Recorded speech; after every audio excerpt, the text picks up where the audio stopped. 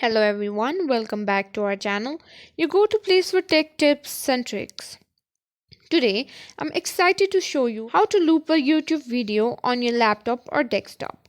This is perfect for when you find that catchy song you can't stop listening to, or maybe a tutorial video you need to watch a few times over. So let's dive right in. First things first, open your preferred web browser and go to YouTube's official website.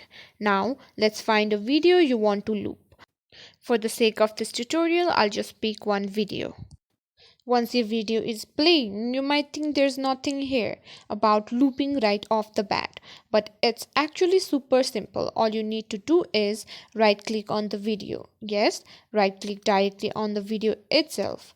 You'll see a context menu pop up, and right there among the options is loop. And that, my friend, is how you loop a video on YouTube using your laptop or desktop.